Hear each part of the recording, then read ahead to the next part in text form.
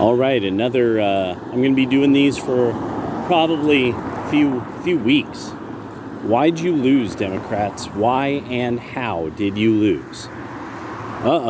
Look where we got the ducks. Oh, the ducks are active. Look at that water, it's moving around. They're just having a good old time. Look at them frolicking. Oh, look at that, they're playing with each other. Chasing each other around. Look at that.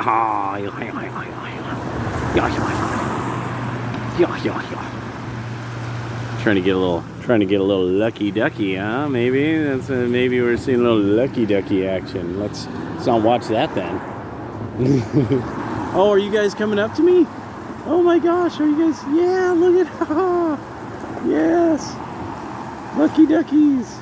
Oh my gosh, yeah. Look at those boys, look so good. Look at those proud ducky brothers. All right.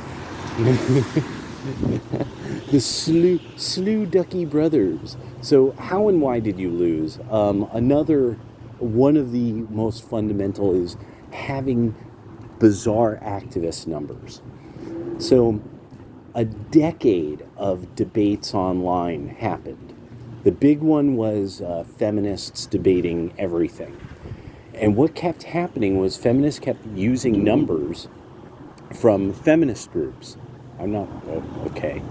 All right.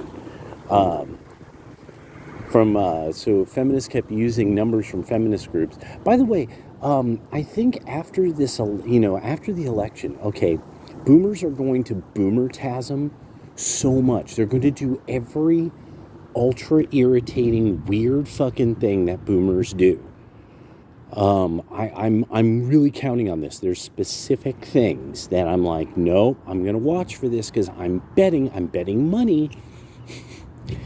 People are gonna do this all the time now. Because it's just weird, awkward, and you just can't understand. Like, why don't you do this? It's much more efficient. But no. Why, I don't know. But, so why'd you lose? Okay, your activist numbers are terrible, and they never jive with anything else in the phenomenal universe.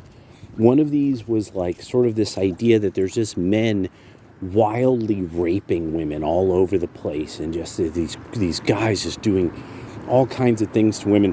The problem you have is you have no law enforcement numbers that say this.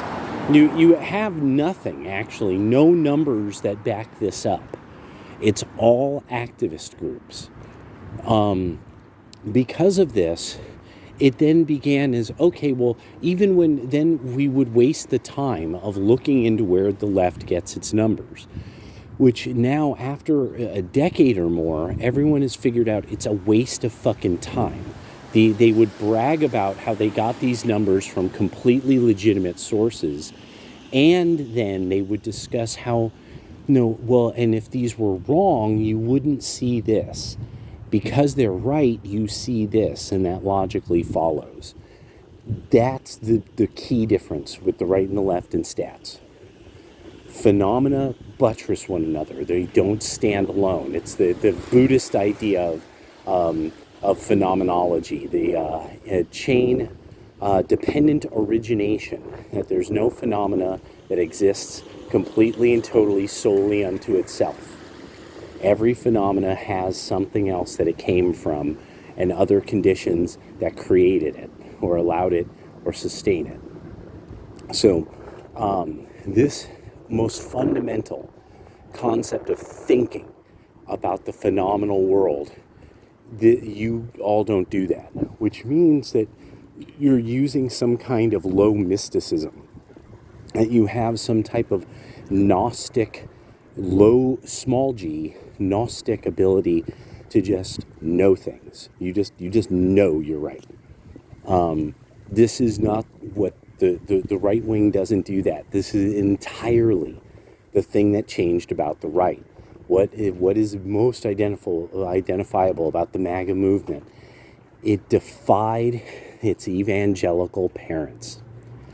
MAGA people defied their evangelical parents. They defied their parents And that's why they debated the left, because they had to see if the theology and if their ideas stood on their own merit.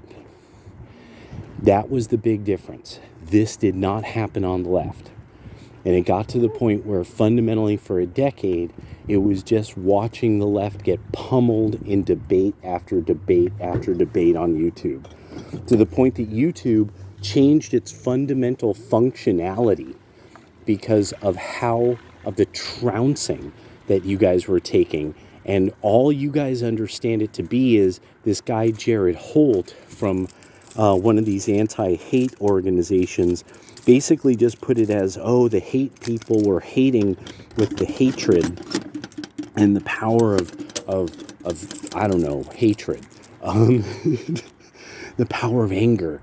No, you guys just lost every debate. It was amazing to watch for a decade. You had to find truly incompetent people. People on the right who just simply did not know a lot for them to lose. Like, once you got anybody who was really about 30 years or older, it was done. They were able to put their thoughts together well enough. They had enough experience. They had read the source text. And you guys never recovered from this. Ever. I mean, really, like, you never recovered. And the place that this showed was the journalists. The journalists have become kind of their own group unto themselves. So what you've successfully kind of accomplished is that now, like during the early 1900s in noir film and such, you would see people disparage journalists. Well, you're back to that. You're back to this period that people just disparage journalists, especially if they're journalists, a muckraker. You know, that's what the concept is. And it will never matter what you want to think about James O'Keefe. James O'Keefe has never had anybody be able, redacto wins. You know, everybody has to correct the record and say, oh, well, yeah, technically James O'Keefe was correct about that. Every time. Every single time. And at a certain point, it finally starts to become like, okay, you know, like, what's the deal? And so what happened is the right started to figure out, like, no, they have a problem at a fundamental level with the idea of that which is truthful rather than that which is not truthful. And so once you all had to defend anything you had to say, you needed comedians, you needed bombast, you needed to control the platform. Now that you don't control platforms, you lose, because you were controlling platforms with your superpower of vagaries and kind of gossamer points. So it won't really matter. So now one of the other things is too, because you've set truth aside, at some stage this does mean you actually have a problem with phenomenology now. The way the universe is now a problem for you, because you aren't dealing with reality really. You aren't dealing with it. Like, you're emotionally not dealing with it. And now we just get to watch that process do what it should naturally do. One of the biggest things is that when the libertarians really cleared up for a lot of people on the right, like, this is how your brain really would work if it worked well. And they presented most of the concepts of praxeology. You all think praxeology, when you hear it, you're just like, that's so, oh my God, I want to college and stuff. And you don't realize, like, that, yeah, well, you certainly have not proven it by dismissing Ludwig von Mises. A writer so important, he was a secret treasure of everybody who took over Europe. The Nazis didn't destroy all of Ludwig von Mises's work. Why not? The Soviets did not destroy Ludwig von Mises's work. Why not? Because it was a secret weapon of understanding how to actually do things correctly. What the fuck? Oh no. Oh no, Cog. Oh, what did you make? Oh, that's just frightening. No, I don't even know what I'm seeing, and I'm just like, no, don't click on that. Don't click on that. All right. Oh, it's a Gundam covering people crashing out. Gotta watch you guys crash out. Yeah, this is just too good. But I also want to make sure. Last thing, nobody's gonna come and get you. Like, I mean, I really can't even. This is one I'm really like. I'm blown away by. Like, after all of this, you all really have somehow convinced yourself that, like, we have the time, the energy to get you. They're gonna get with LGBT. No, we don't care.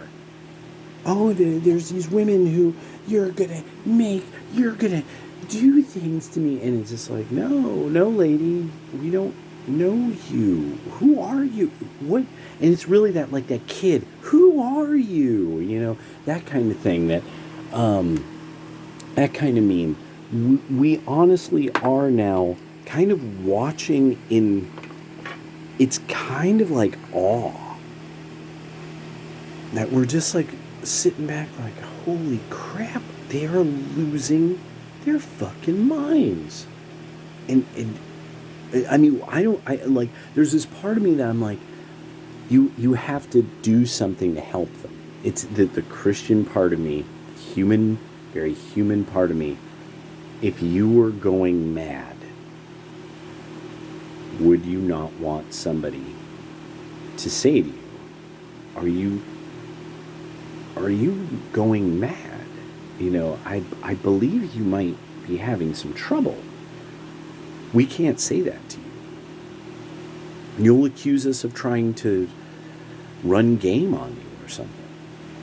We know we will. We know now, after a decade of this, you decided not to know anything about the right wing. You decided to. You decided not to read anything the right wing wrote. You decided to not look into the source texts that they were citing, like Cicero or Hayek or Ludwig von Mises. You decided, like, no, you're above that. You're above that. Ludwig von Mises. Why would I want to read some highly educated, brilliant Jew? I believe in Hamas, okay? I believe in liberation and revolution and queers for Palestine. And then stuff like that. That, like, nigga, do you know what the Quran is? Nigga, do you know what Muhammad did to people? What he just did to people? His own, even some of his own, you know, do you understand how bad this fool was to people? Anyway, yeah, so, I mean, this is beyond any good luck, wishes of good luck now, I mean, luck can't save you. You're just gonna have to change. You're gonna have to not go mad. You're gonna have to not go crazy, and there's nothing we can do. I mean, there's nothing we can do about that. That's all you. That's all you and your friends and your family. And for those of you who you won't go to Thanksgiving, because really, that's, I don't think you really get, like, how you're making there's not a problem.